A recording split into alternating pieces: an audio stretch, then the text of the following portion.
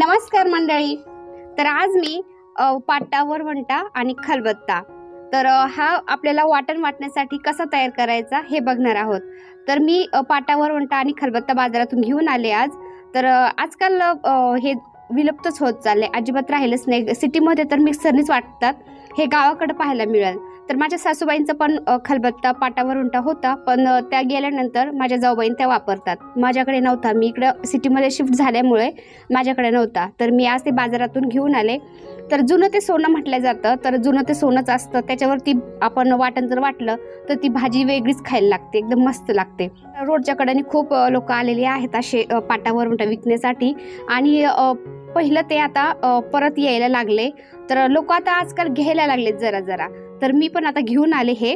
तर आज आपण नवीन पाटा आणल्यानंतर तो कसा चालू करायचा आपल्याला वाटण वाटण्यासाठी ते पाहूया आज. आणि पाटा कसा असावा ते सुद्धा पाहूया आजच्या व्हिडिओमध्ये आज आपण. तर पाटा एकदम जास्त मोठा पण नसावा आणि जास्त छोटा पण नसावा, मीडियम असावा. म्हणजे आपल्याला तो एकदम उचलून ठेवता आला पाहिजे. असं नाही की उचलायला गेल्यानंतर तो पडल किंवा फरच्या वगैरे फुटतील, असं पण नाही. मीडियम पाटा असला पाहिजे आणि दगड त्याचा एकदम काळा असला पाहिजे आणि टणक असला पाहिजे. तर मी पण काय केलं, पाटा, वरवंटा आणि खलबत्ता आणल्यानंतर खलबत्ता तर व्यवस्थित लागला, पण ते लोक फसवतात पण. तर वरवंटा आणि पाटा मी घेतल्यानंतर मी तो 2 दिवस ठेवला आणि त्यानंतर मला थोडंसं जाणवलं, तो धुतल्यानंतर त्याचा दगड असा थोडासा भुरकट होता. मग मी तो पुन्हा पाठीमागं दिला आणि पुन्हा चेंज करून आणला. तर ते फसवतात असं माझ्या संग झालं. तर मी पुन्हा दिला आणि दगड असा थोडासा काळपट आणि टणक पाहून आणला. आणि तर असं ते फसवतात. पण आपला पाटा, वरवंटा घ्यायचा असेल तर आपण व्यवस्थित पाहून आणायचा. तो असा टणक असला पाहिजे आणि काळा असला पाहिजे.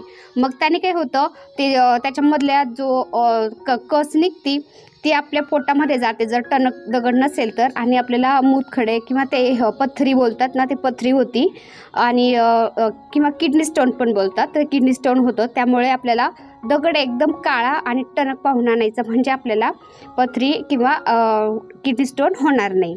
तर अशा प्रकारे आपल्याला पाटा, वरवंटा घ्यायचा असेल तर तो एकदम व्यवस्थित पाहून आणायचा, किंवा एखाद्या जुन्या माणसाला दाखवून किंवा जुन्या माणसाच्या मदतीने आपण हे घेऊ शकतो. कारण जुन्या माणसाला हे माहीत असतं कसा दगड घ्यायचा किंवा कसा पाटा, वरवंटा घ्यायचा.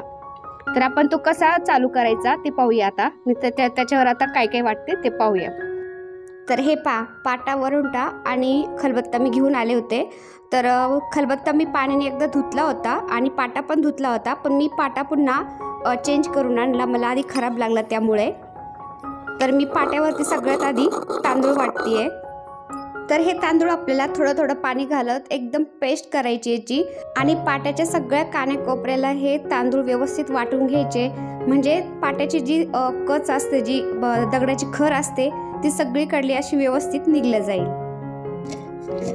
आणि हा वरवंटा जो आहे तो सगळीकडे असा गोल गोल फिरवत तो पण सगळ्या पाट्यावर फिरवायचा, म्हणजे वरवंटा आपल्या पाट्यासोबत वरवंटा पण व्यवस्थित असा तयार झाला जाईल.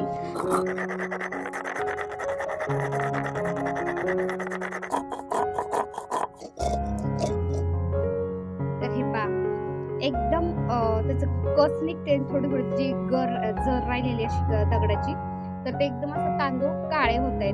ते तांदळाला लागून त्याची कच निघते अशी, आणि तांदळाची पेस्ट अशी काळ्या झाली जाते.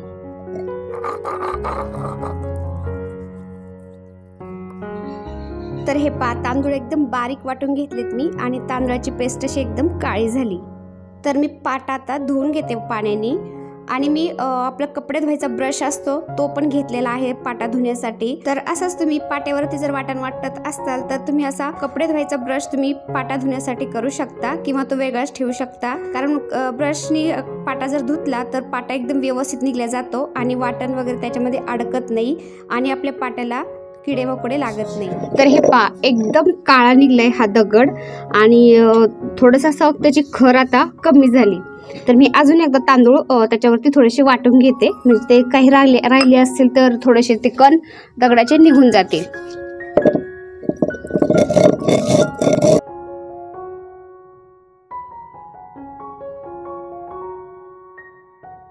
तर मी थोडंसं साईडला बसले, कारण इथं ओलं झालंय त्यामुळे. तर पहिल्या बायका काय करायच्या, पाट्यावर वाटण वाटायच्या, जात्यावर दळायच्या, त्यामुळे त्यांना असे पोटं काय सुटत नव्हते आणि असा हातांचा पोटांचा असा व्यायाम झाला जायचा. त्यामुळे पहिल्या बायकांना पोटं वगैरे काहीच नव्हतं सुटत असे आणि एकदम सेफमध्ये राहायच्या. आजकाल मिक्सर वगैरे वाटतात आणि मग पोट वगैरे सुटतं, चरबी सुटती, हे असले प्रकार होतात.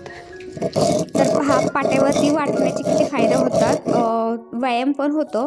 तर मला बोलता पण येईना, दम लागतोय आणि छान व्यायाम झाला जातो. हे पहा पुन्हा धुवून घेतलं मी आता हे. आता याच्यावरती पुन्हा मी मेथीची भाजी वाटते. मग काही राहिले असतील थोडेसे कण वगैरे तर ते पण निघून जातील.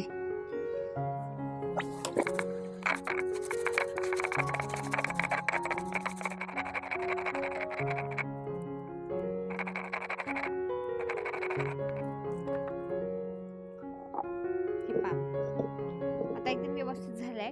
तरी आता आपण याच्यावरती थोडंसं शेंगदाणे वाटू, म्हणजे त्याने थोडंसं असा चिकटपणा येईल आणि जी कच वगैरे आहे ती आता निघून गेली. पण चिकटपणा आल्यानंतर तो एकदम आपला वाटण वाटण्यासाठी आपला पाटा आणि वरुंडा तयार झाला जातो.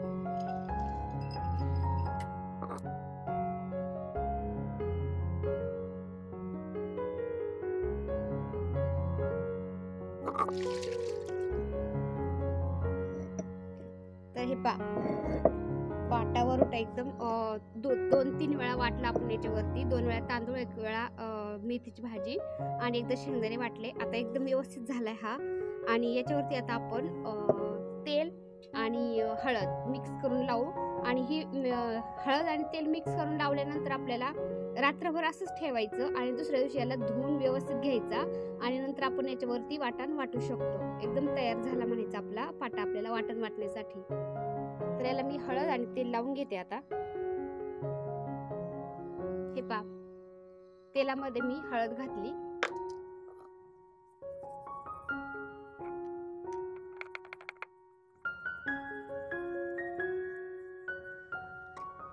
हे पहा मी आता याला हळद तेल लावून घेतलं पाटा वरवंट्याला आणि याला मी रात्रभर असंच ठेवते आता. आणि दुसऱ्या दिवशी सकाळचं गरम पाण्याने धुवून काढायचा आणि आपला पाटा वरवंटा आपल्याला वाटण वाटण्यासाठी तयार झाला.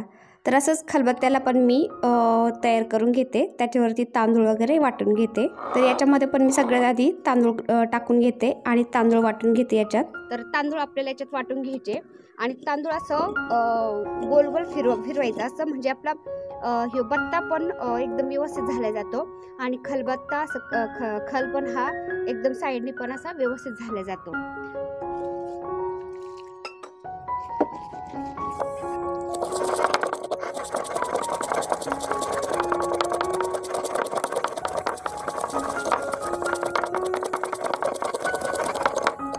असा थोडा असा खाली पण असा घासायचा आणि त्यानंतर असं गोल गोल पण घासून घ्यायचं याला.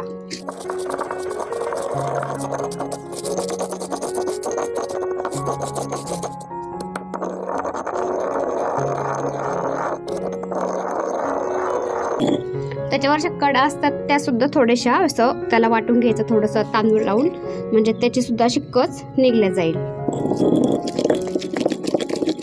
तरी मी धुवून घेते आता. याच्यात तांदूळ पण वाटले मी आणि 2 वेळा आणि शेंगदाणे पण वाटून घेतले. आता मी याला हळद आणि तेल लावून घेते. तर हे पहा मी खलबत्त्याला सुद्धा वाटून घेतलं आणि त्यानंतर स्वच्छ धुवून मी त्याला तेल आणि हळद लावून घेतलं.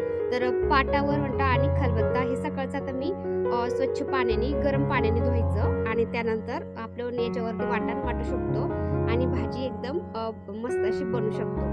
तर हे असं तुम्ही जर पाटा वरवंटा खलबत्ता जर घेतला तर हे अशा स्टेपनुसार तुम्ही पाटा वरवंटा खलबत्ता तुम्ही तयार करू शकता आपल्याला वाटण वाटण्यासाठी. तर मी हा व्हिडिओ आता इथं सेंड करते.